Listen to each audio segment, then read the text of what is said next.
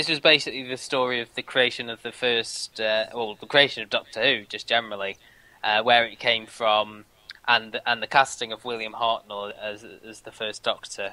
And I thought it was, they set it out as very revolutionary, didn't they? And it had a female producer, an Indian director, someone from ITV was the head of drama, coming into the established BBC. Yeah, the young. I mean, Brian Cox was brilliant as the head of drama, wasn't he? He was absolutely. Did you get a strong feeling of the hour when watching this? I did, and I don't know why.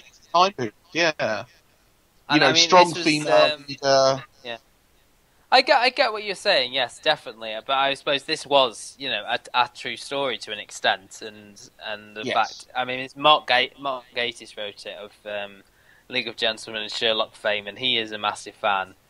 And I think it had just the right amount of sort of, factual accuracy and, little in jokes. There was, I can't remember now. What was it? Someone said it's bigger on the inside than it is on the outside, or something like that. Well, that was to do with Lime Grove Studios. Yes. That was the Indian director, because I watched it only yesterday. So he said the Lime Grove Studios, where they did the filming, is bigger on the inside than the outside, and there are little nods to that. There were some nice little touches. Overall, I think as you said last week, the main guy who played William Hartnell, I think was the best Bradley. thing. I was just going to say, at the centre of this, David Bradley's performance was absolutely, it was, he started off as this sort of curmudgeonly, grumpy actor, I'm a classically trained actor sort of thing. Why don't I get more roles? And then, he's thrust into this role where he's, the children's favourite. There's that lovely scene where he gets accosted by all the school children when he's out with his wife. I thought that was really well done. And obviously the relationship with his granddaughter as well.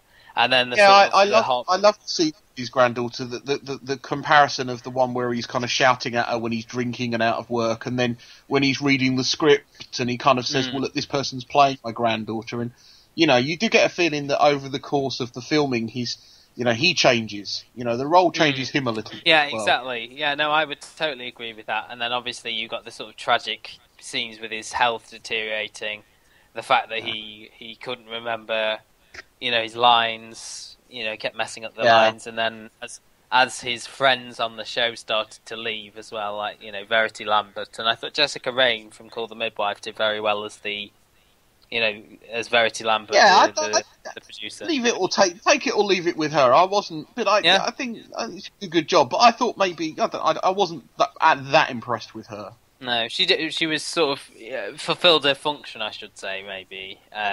But she was good in it, and I just thought it was a really well told story. And in addition, it was sort of a love letter to classic TV, wasn't it? With the the live episodes, the sort of clunky scenery.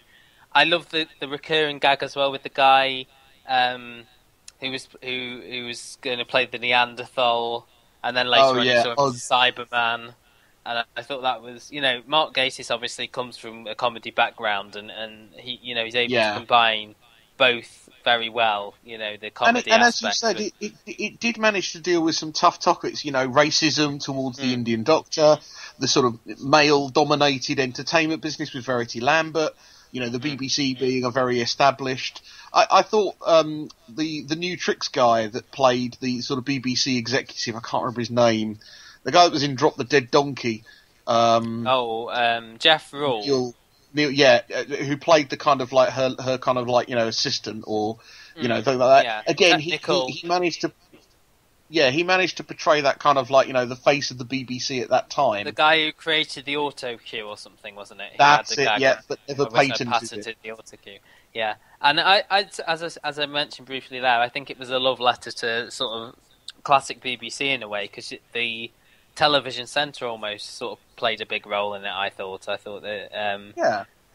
Would you agree? There was a lot of sort of panoramic shots of what they used to call it, the donut or something, the circular structure. I think the main thing again, what it showed is how influential and how important the BBC TV Centre was at the time, and how how much you showed those the wonderful scenes where Brian Cox is wandering around and can't find the right room, because it is people who've been there, the BBC TV Centre was just a big circle with lots of rooms on it. You know, it was called the Donut and things like that. So yeah, I'm from the north, so I never went to TV Centre, just Granada Studios. Just Granada. Should we move on and talk about there were two other main television shows? All I was just going to talk about.